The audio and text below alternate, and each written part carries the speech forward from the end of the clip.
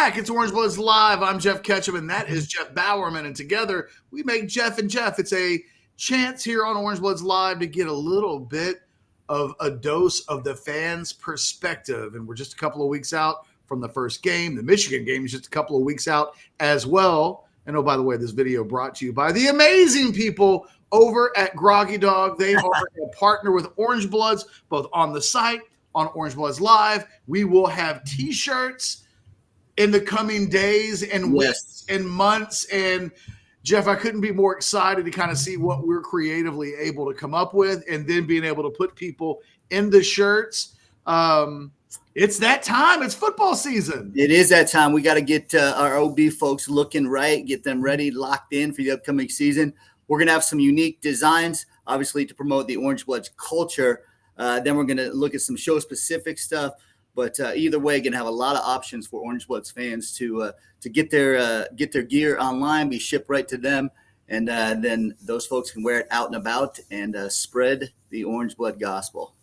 It's as simple as that. The bottom line is stay tuned. The shirts are a-coming. We'll be wearing the gear right here on the Jeff and Jeff show. As soon as the shirts are made and we've got what we want to put everybody in. I think, Catch, we can come up with a shirt that will make Chad look good. I don't know.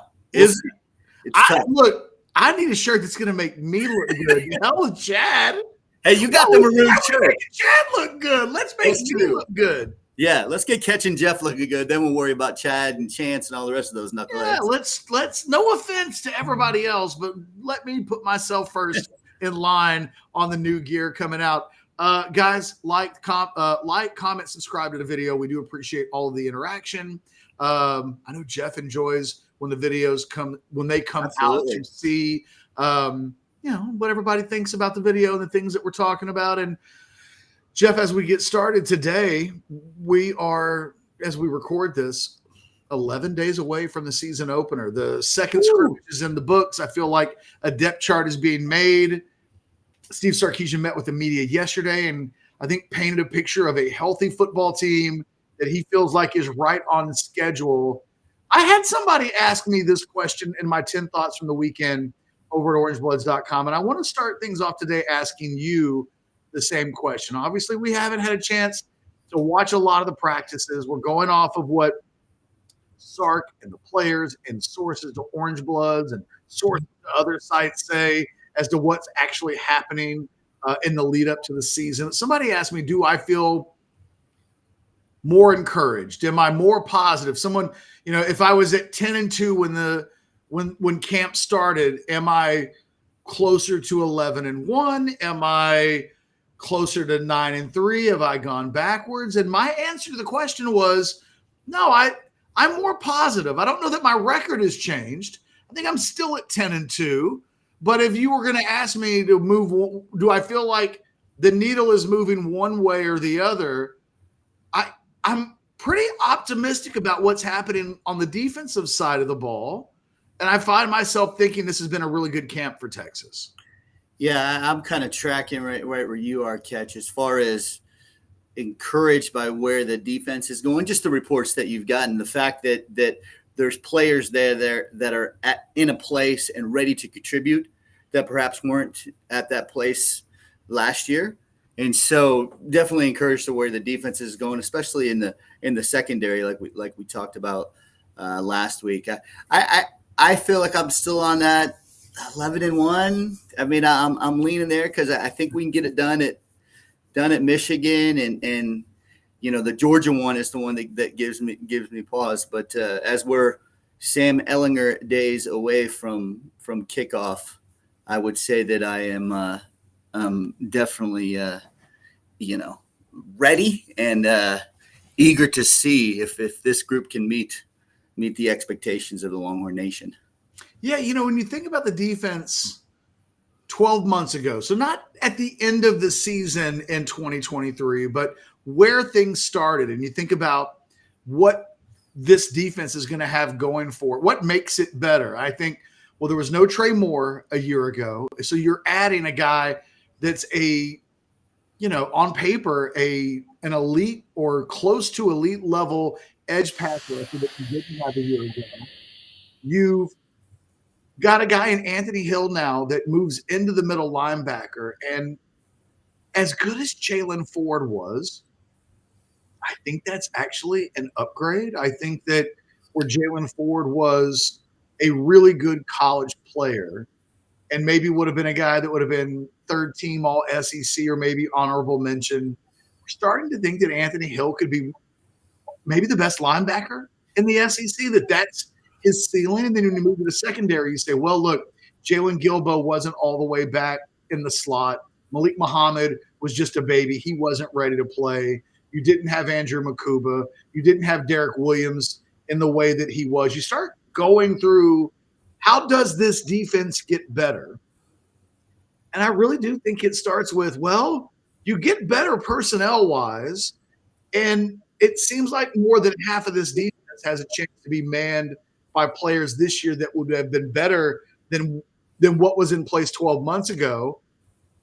And yeah, I'm starting to think that for all of the talk about this Texas offense, Texas defense might end up being pretty good.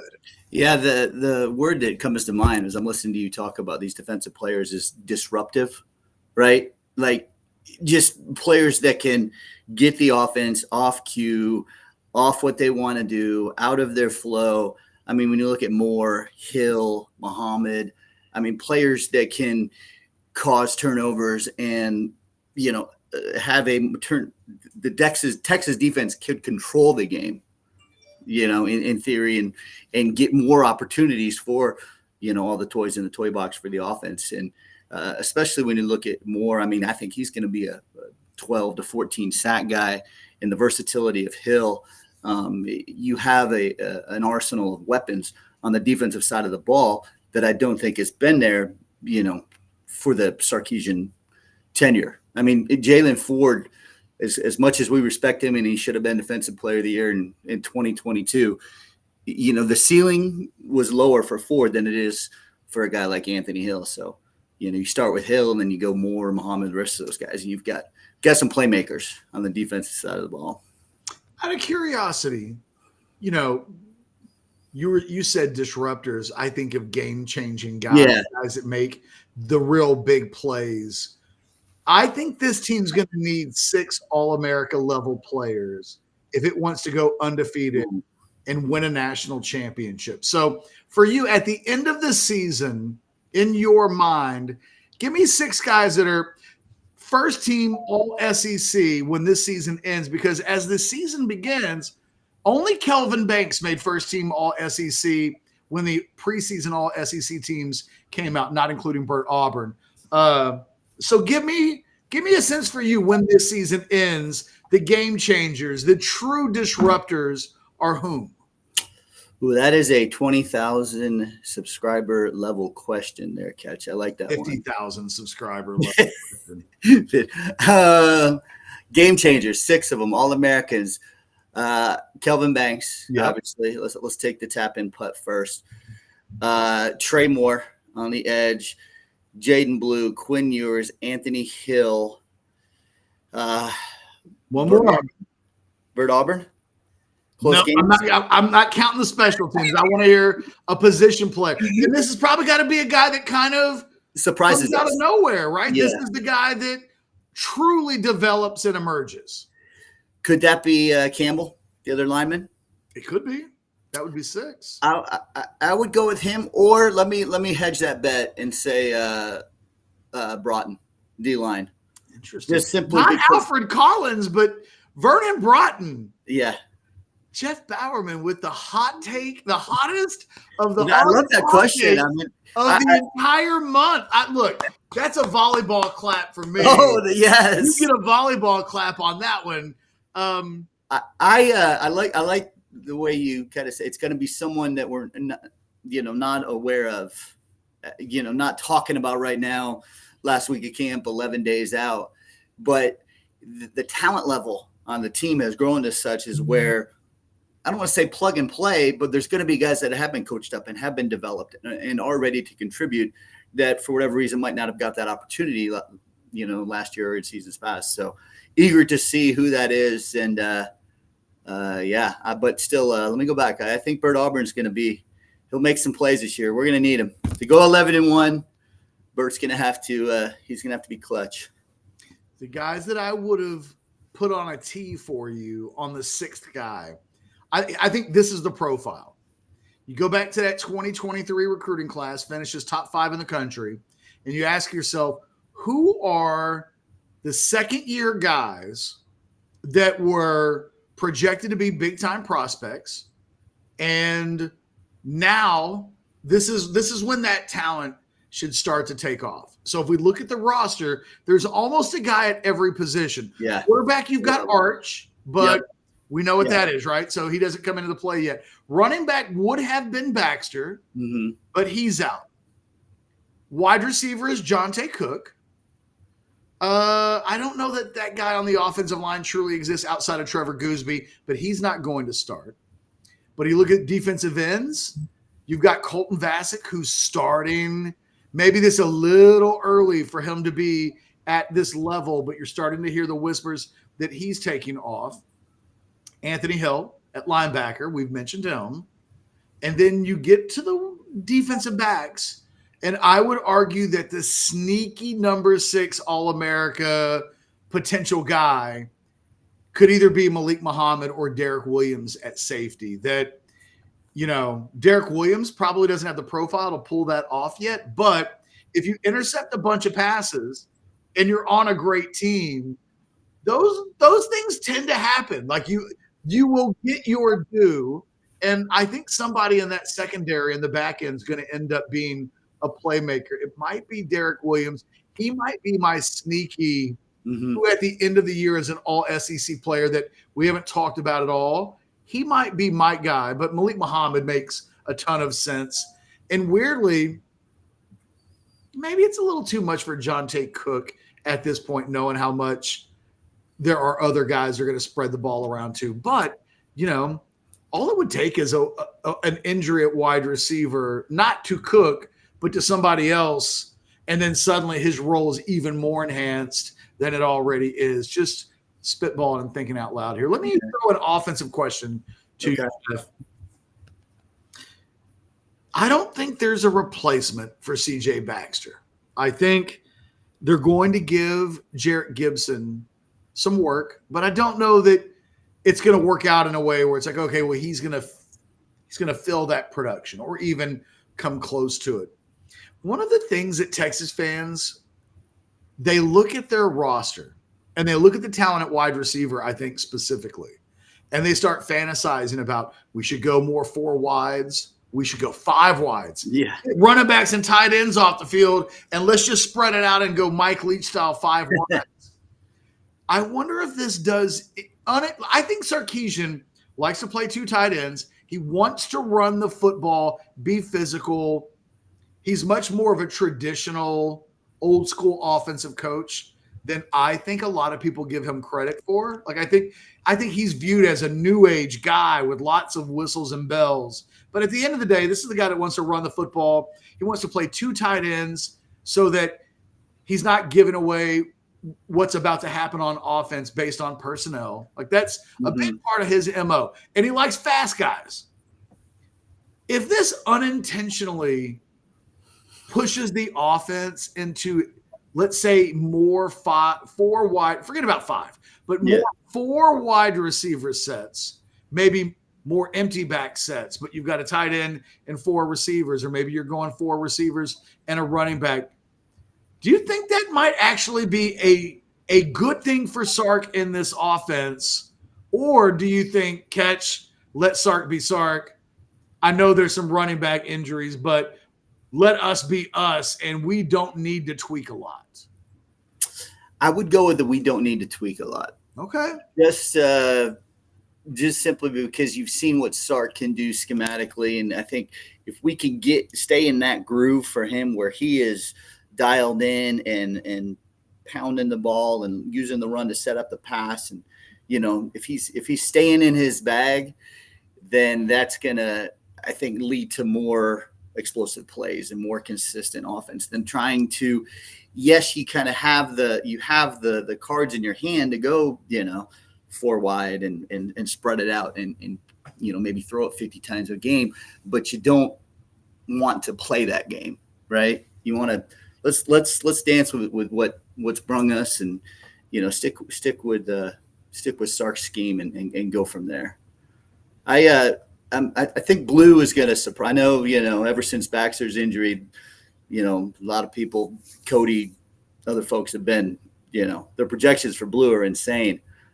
He's capable. I think he's going to step up. Jeff, real quick, recruiting. It's a big week.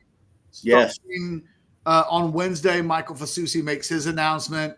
Then we're going to get Nick Brooks, and we're going to get Jonah Williams, and then presumably the week after, you've got Jamie French, and then you've got Michael Terry. It's a lot of guys. I mean, the cake has been in the oven for 2024 for a while, but it may be time to pull the cake out and start putting some icing on.